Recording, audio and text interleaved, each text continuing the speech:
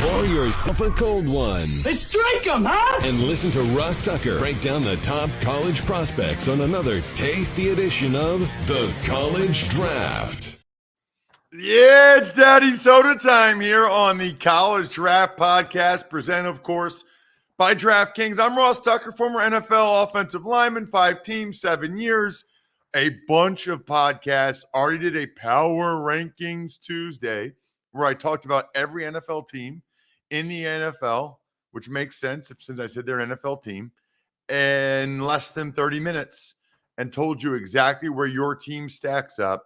I'll record the Even Money, critically acclaimed NFL betting podcast a little bit later on this morning. But this is the College Draft Podcast. It's one of my faves. It's 3 shows in one. It's a college football podcast talking about the biggest games. It's an NFL draft podcast talking about the best prospects. And it's a college football betting podcast because my man Emory makes his picks with the spread. I throw in my thoughts every once in a while. That's, of course, Emory Hunt from Football Game Plan. Check him out at FBall Game Plan on Twitter, Football Game Plan on YouTube, or footballgameplan.com/2023 draft guide. Love footballgameplan.com/2023 draft guide. Emory, before we get into the games this week, where do you have my Princeton Tigers ranked? You do a top 25 poll, don't you? I do, Ross. It comes out on Wednesday, but because I like you, Ross, and you're my guy, I'll let you know ahead of time where I have your Princeton Tigers ranked. Week number 10, 17th in the country. And they have been ranked for me in my top 25, I want to say, for the last 3 weeks. So it's funny to see the stats poll, which I vote in, and also other national polls, the coaches poll or whatnot. I don't know what it is, man. It's like how long it takes you to see who's good. But these people that vote in these polls have a bias against the Ivy League because they don't compete in the playoffs. They have a bias against HBCUs because they consider it not to be great competition. They have a bias against, it's funny how they talk about the FBS and their bias, their SEC bias and things of that nature, when they do the same thing at the FCS level. They if you're not in the Missouri Valley or the CAA or the Big Sky, your conference doesn't matter. There's 4 really good teams in the SoCon right now, and people are saying, well, I don't know if they're good, or let's put this 3-5 Illinois State team in the top 25 because they play in such a hard conference. Matter of fact, I know I'm on a rant right here, but Montana was at one point in time my number 1 ranked team in the country. They have lost 3 straight games to 3 teams in the top 25. Guess what happened yesterday when the coaches poll came out and the stats poll came out? Montana's still sitting there like 15th. How? They're not my top 25 this week because you can't lose 3 straight games to 3 good teams and still be ranked. It doesn't work that way. Well, the thing that's interesting about that is Princeton's good. Yeah. Like they're legitimately good. And, I know they know that when they do the recruiting rankings, typically out of all of FCS, Princeton, Harvard, and Yale are like real high because they get some kids that have Power 5 offers that choose instead to go to Princeton, Harvard, and Yale for the opportunities that they have there. It doesn't happen a lot at the other FCS schools. And I've watched them a couple times now. They got a good team. I mean, they're 7-0 for a reason. 3 games left. None of them will be easy. Dartmouth always gives them trouble. Yale and Penn will be battles, but yeah, they got a chance to go 10-0 again. One week at a time. 1 week at a time, Emory. By the way, they got to have one of the best FCS prospects. Yasavas, the receiver, he is a stud. The last couple games, that Harvard game, the game against Cornell, I mean, for people that are really into the prospects part of it, he's 6'3", 210. He's from Hawaii, and he's an all-American decathlete. He got 6th in the country in the decathlon, which is, every event. And his best event in that is like the 60 meters. He runs like a 6'6" or something crazy in the 60 meters. He can fly. He is phenomenal, man. And again, this is par for the course for Princeton's program in terms of what we've seen. We talked about this last show in the prospects in Carlson and Horsted and the receivers that they've had there and the speed. Even Colin Edie, who was there a while ago, it was blazing fast, and the other running back was blazing fast too. Volker, like they always have speed, and so again, Princeton. You know what I think it is. You know what's different from Princeton? A lot of programs, they let and encourage guys to play other sports. So they get guys that might have better opportunities, but they want to play both sports, and so they get them to come. You know, Volker ran track, Horsted played baseball. They got a lot of guys that play spring sports, and you know it doesn't hurt them. Yasavast has indoor track in the winter. He does track in the spring. Doesn't really seem to be hurting him that much. You know, I'm sure that there's parts of football that maybe he's not as nuanced of a route. I don't know. I think it probably helps him quite a bit as an overall athlete to do what he does with the other sports and to be, to be more well-rounded, to work on his speed and strength and agility that you have to be an All-American decathlete. There's a guy that plays for the Minnesota Vikings right now, Dan Chesina. I saw him down at the Tropical Bowl. I was the color analyst on that All-Star game and saw him work out through in a week. And, he was the Penn State wide receiver. And I'm going into the week of practice. I'm looking up his stats and trying to figure out who he is and try to watch film. He was just a core special teamer. But he gets down there to the Tropical Bowl.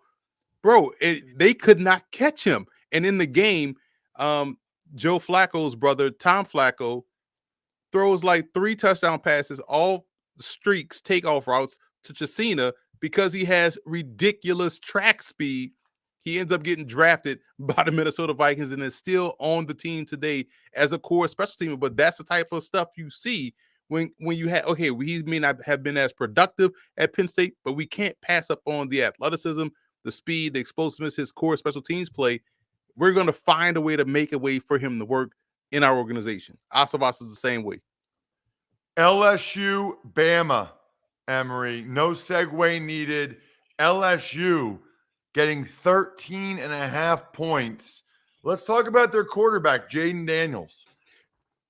The reason why I brought him up, Ross, is he's probably going to end up going back anyway. But the reason why I brought him up is because of this reason.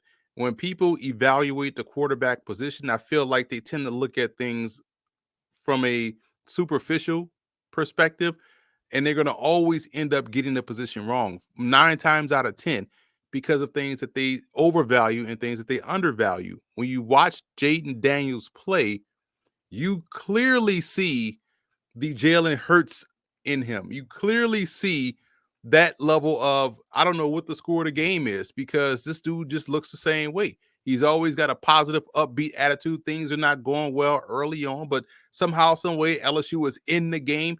They were getting the doors blown off against Florida State. And all of a sudden, in the fourth quarter, boom, boom, boom. Now they're a missed extra point away from going into overtime because Daniels locked in. You saw him against Florida. You saw him really was carrying that team against Tennessee until everyone else decided, hey, I'm not going to show up today. So there's something to be said to have guys like that on your team.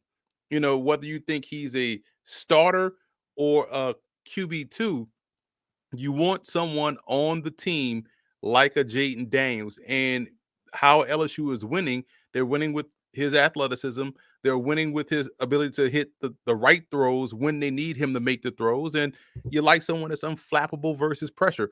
All of that is going to need to be on display in this game against Alabama. So I think he's someone, if you're looking at the quarterback position as someone that moves the football and leads the team, he's a guy that you want quarterbacking your football team. Bama has a DB that you like, Brian Branch. If you're watching Bama football, this was last year, I noticed this. And I'm like, man, 14 is a really good, technically sound defensive back. He doesn't panic when the ball's in the air. He does a fantastic job of playing the ball once it's coming his way. He's a good open field tackler. He can blitz. I think he can play nickel corner at the NFL level or safety, a combo safety at the NFL level. He is someone just like Jaden Daniels that I said you want on your team. You want this dude on your defense. I think he's probably the most underrated pro prospect on Alabama's defense. This is someone that no one is talking enough about. This guy plays a clean game, a technically sound game, a fundamentally sound game, and a good overall game. So Brian Branch, to me, is a stud. I would take him in the first round because you can't coach technique, fundamentally sound. He's like an extension of the coaching staff out there on the field in the secondary. High praise. What are you doing with the spread, Emory? Oh, clearly take LSU in the points here, man. Here's the thing. LSU has something that a lot of teams don't have, and it's there's no fear. Obviously, they feel like they're never out of a game. The Tennessee game, I think, was an anomaly. Alabama, to me, there's something different about this Alabama team, and I feel like LSU, with a worse roster and worse team last year, nearly pulled off the upset in Tuscaloosa. This game is going to be nuts down there in Baton Rouge. I think LSU has a chance to upset, but definitely take them in the points against this Bama team. This game is just too big, and it has a chance for them to take over first place in the West. Who could have seen that coming? Oh, I know who could have seen that coming. This dude right here on CBS Sports HQ told people to watch out for LSU going into the season. Is that your Louisiana fandom at all? Ross, this is what people, because that's a common retort. But here's what people don't understand. There's nothing I would love more than to see LSU fall flat on their face as a Raging Cajun. My homeboy, best friend, is an LSU grad. Last year, I texted him. I was like, listen, bro, I know y'all are, had injuries or whatnot, but enjoy the shrimp fried rice bowl y'all playing in against Kansas State while we all playing on some major bowl. So I was talking trash. I love when LSU doesn't have success, but I got to call a spade a spade. This team is legit good. Brian Kelly did a fantastic job of turning back over the roster with transfers from excellent programs. Starters replace starters. He has something special down there in Tigerland. Well, listen, you can watch that game. You can watch so many things with Sling TV. It's the most valuable option when it comes to finding your favorite channels with the best deal for sports, news, and entertainment. They have the best live TV content all in one place. Here's the key: at the lowest price. Sling is easy to set up, easy to use, and now you can try it for half off. Just visit sling.com/DraftKings to sign up today. Watch every touchdown live every Sunday afternoon with NFL Red Zone on Sling. For a limited time, get Sling Blue and add on Sports Extra with NFL Red Zone for half off your first month. Regular price $46, now only $23. That's right, you get the best deal on Red Zone, so you can catch all the touchdowns at the lowest price with Sling TV. Visit sling.com/DraftKings to sign up today. Next game, Emory, we've got Tennessee getting 8 points against Georgia. Huge game. And we've got a tight end. I love this kid's name for Tennessee, Princeton Fant. Princeton Fant. Yeah, you know what I hate most? Well, not most, but there's a lot of things I hate about the draft industrial complex and the draft commentary on social media. We grew up in a town, Ross, where we didn't have social media, where you got to see maybe 3 games, a Sunday, the game that was in your area, the noon game, the 4:00 game, and the Sunday night game, right? And the Monday night game on the next day. But now we see everything, and everything has to, I talk about all people one-upping everybody. We used to just enjoy good football players, right? We used to just enjoy good players. Now, if you bring up, hey man, Tennessee has a really good tight end in Princeton Fant. Is he better than Kellen Winslow? Is he the next Jeremy Shockey? Like, bro, I enjoy Wesley Walls. I enjoy just good football players. Like, this dude is a good football player that plays the tight end position well. I think he's more like Will Dissly. There's nothing wrong with a Will Dissly type at tight end. He's pretty good, right? This is Princeton Fant. I think he does a lot of things rather well. Solid player, good player, and there's no downside of having good football players on your team. So I like his skill set. I think he translates well to the NFL. He may not be the Kyle Pitts or the dynamic tight end, the Antonio Gates or whatever, but when you're watching your favorite team on Sunday and this guy has 2 catches for 40 yards and a touchdown, you're like, damn, he had I'm glad we got Preston Fant, right? That's the type of guy he is. Kenny McIntosh, Georgia's running back, one of them at least. Right. What I like about McIntosh, I think he's fantastic in a passing game. Like, he makes some ridiculous receptions and he actually extends your passing game downfield. He's not one of these meets expectations backs that, catches your swings, your screens, flares, and flats. Now, you could put him down in the pattern in a route and he'll have a great chance of not only, making your linebacker look dumb, but he could also handle a safety as well. Like, he's ridiculously good as a receiver. And I obviously projecting to the pro game, he may not have the quote unquote eye-popping stats, but when you look at him as a pro player, you're like, damn, he's really productive. We need that guy within our offense in our backfield tandem. So I like him as a receiver. His run game is solid, but him as a pass catcher, I think is tremendous. What are you doing with the spread here? Tennessee's getting 8. They've been playing well, Emory. They're taking on Georgia. You know what's funny, Ross? The reason why I paired these 2 games first, because here's America's nightmare. You know what happens, Ross? LSU and Bama are going to play a great game. Let's say LSU beats Bama, right? Let's say Tennessee beats Georgia. Georgia is going to not go to the SEC title game. It's going to be Tennessee versus Bama or LSU. Now, because all of these games were great games that came down to the wire, man, I would love to see that again.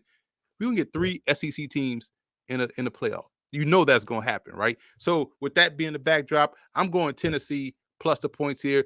They know this game is the one that they have to, they're always answering questions. Well, wait till they play, get to the meat of their SEC schedule. Wait till they play someone with a real defense. LSU has a real defense. I was on the show saying LSU's defense is going to slow them down. Well, here you go. This is a game where Georgia will be put to the test.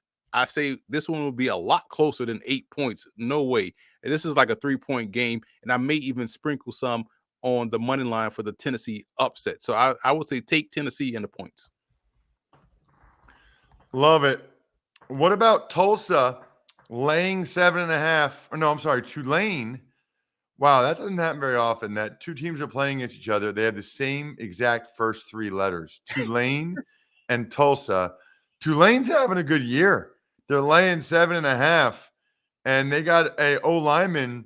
He was playing when I did some Tulane games a couple years ago, Sincere Hainsworth. He's a really good interior offensive lineman, man. I think he's dominant in the run game. Just going downhill, I think that's where he has success. You want to see him improve a little bit more so in terms of consistency and switching off or picking up stunts and twists in pass pro, but in the run game, he's excellent. And that's a key part of what Tulane does. Tulane is old school. They run game defense. They beat you up front on both sides of the ball. And I was shocked at how good Tulane defensively is this season. I'm like, man, they're really good on defense. They play great team defense, but Sincere Hainsworth is really good. It helps spearheads their run game, which is why they're able to really beat teams up. And it's just a byproduct. Your O-line is good. Your D-line is going to be good, and it goes hand in hand. Tulsa wide receiver Keelan Stokes, the best player on their offense by far. He's the one guy that Tulane will have to stop, and I think Tulsa does a great job in getting him the football. It doesn't matter what they do defensively. Stokes is able to get open, break a couple tackles, outrun people to the end zone. He is a game breaker in every sense of the word. And we talk about, and I'm going to say this on this show because we talk a lot about wide receiver U. How about Tulsa, right? You got Brendan Marion. You got Hopalong Cassidy. You got who else came from Tulsa? There's a bunch of guys. Tulsa has like Drew Pearson, I think, was the Tulsa guy. Bro, you got like Hall of Famers that came from Tulsa at receiver. Like, there's a lineage of receivers coming from Tulsa. So Stokes is next in line. Tulane's laying 7.5. Lato 7.5. Right over a touchdown. What's that? Lato 7.5 with Tulane. I think Tulane, they're razor sharp focus now because they're ranked. They just slowly keep moving up. I think they're ranked like 15th, and no one's talking about Tulane. So hey, we're ranked 15th, and no one's talking about us. The whole chip on your shoulder, we're underrated, we're fighting for respect, but they just go out there and play fundamental football, and that just the anti uh that's the opposite of Tulsa. They play mistake field football. I like Tulane here big. I like Labatt Blue Light. Football season means it's Labatt Blue Light season. There's no better way to watch your team on game day than with the pristine Canadian goodness of a cold Labatt Blue Light in hand. Anyone that checks me out on social media knows that I was ready to rock and roll last night for Halloween. My daughters were putting candy in their bags. My bag was already filled with Labatt Blue Light, pouring it into my little Yeti, walking around the neighborhood. Clutch. Stock up and be the MVP of your tailgate and share a Labatt on game day with your crew. Always enjoy responsibly. Beer, Labatt USA, Buffalo, New York. All right, Emory. Liberty and Arkansas. Liberty's been much better than I thought they'd be without Malik Willis, who, by the way, threw one pass in the second half against the Texans on Sunday, and he was throwing the ball away. That was embarrassing for the Texans to let Derrick Henry go over 200 yards rushing for the fourth straight time against you. I mean, have some something. I mean, gosh, those kids did not want to tackle him. And I got to be honest with you, I thought he was cooked. I'm really impressed by him. I mean, the amount of touches he's had going back to high school, that guy is an absolute machine. So impressive. Anyway, I doubt Liberty linebacker Darrell Johnson could tackle him, but you think he's pretty good. So tell me why. Yeah, he's really good, man. He's this year's version, in my eyes, of Joe Tryon Shoyinka in terms of checking the boxes of height, weight, speed, quickness, burst, explosiveness. Like, no one's talking about this dude, man. No one's talking about how explosive he is off the edge. 6'3", 240. He probably can run with Derrick Henry, you know what I'm saying, in terms of speed, but tackle is a different thing. But in terms of getting to the quarterback, he's a sack master. He has a nice dip under move and accelerating to the quarterback. I feel like this dude's going to get one of these postseason All-Star games. And just like Jermaine Johnson, stock rose because of one-on-ones. This dude's stock is going to rise because of one-on-ones, because he's that twitchy off the edge, that explosive. He has a explosive closing speed. I always draw back to when I was at the Shrine game, and Trey Hendrickson was so disruptive that they stopped practice because they couldn't get a playoff. And then at the end, they how to do the one-on-ones. It's like, if this guy beats this guy, then that side has to run. That side had to run because the dude couldn't block Trey Hendrickson. So this is the guy that's going to be this year's All-Star game riser because of what he can do in terms of athleticism and rushing the passer. Wow, interesting. All right, we got a couple guys for Arkansas. We've talked about them before. Their quarterback, KJ Jefferson, and the tight end, Trey Knox. I'll start with Jefferson, and for the same reason I brought up Jaden Daniels. Again, it made, like, we'll never see a game from KJ Jefferson or Jaden Daniels that we saw from Will Levis, who's supposed to be, in some eyes, the number one quarterback prospect. The man completed however many passes for 90 yards in a 2022 football game with 3 interceptions. We will never see that from a Daniels or a Jefferson. They will run those guys out the stadium if they ever had a stat line like that. But those guys play like solid, grizzled veterans. They play like Jacoby Brissett. Like what we saw the previous night on Monday night with Jacoby Brissett. Just play efficient football. Don't get too far outside yourself. Keep the offense on pace. Don't make the critical mistake. When you do, it's usually critical. We saw Jacoby do that against the Chargers when it looked like they were going to go win that game, and there was no reason for him to throw that pass on the goal line. He threw it, got picked off. Chargers go on to win the game. But I just feel like people need to start looking at this quarterback position as what they hate to use the term as, game managers. Like, hey, man, we just need someone that the steadiest hand is the one that guides the ship. And guys like KJ Jefferson, Jaden Daniels, they guide the ship rather well. Even Tulane's quarterback Pratt drives the boat rather well because he has a steady hand. So for me, those guys are solid. And Knox, former wide receiver, he's a different type of tight end than Princeton Fant, is because he's more of your flex guy. He's a guy that everybody's going to get excited about because of the receiver skills and now playing tight end. So he can run great routes. He wins naturally above the rim, has a wide catch radius, all those cliche scouting tidbits you like about receivers. Knox is that because he has, that in his background, was productive at receiver, and now he's making moves to tight end. So you got some upside there, some growth potential with the with big Knox, because Knox is like 6'5", probably like 220, 225 now. So he's a tight end convert, and the arrow for him in projection is going in the north direction. Liberty is getting 13.5, Emory. What are you doing? That's a tough one, man, because Arkansas is solid, but I feel like they also are inconsistent. They're a big game team. Now, granted, this could be considered a big game for them because Liberty is ranked and they're not. So I would say take Liberty in the points here. I think Liberty is a really good team. They may even beat Arkansas, but I find it just fascinating that Arkansas is coming in as the favorite. Check him out on social, please, at FBall Game Plan on Twitter, Football Game Plan on YouTube.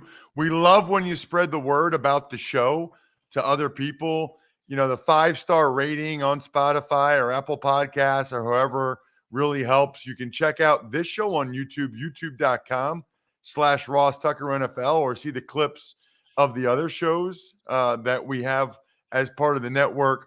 The draft guide is awesome. I mean, who else does the color analyst for whatever bowl I never heard of that Emory just talked about, where he saw Dan Chisena, who's been in the NFL forever? It's Emory. That's who. Footballgameplan.com/2023 draft guide. The man puts in the work.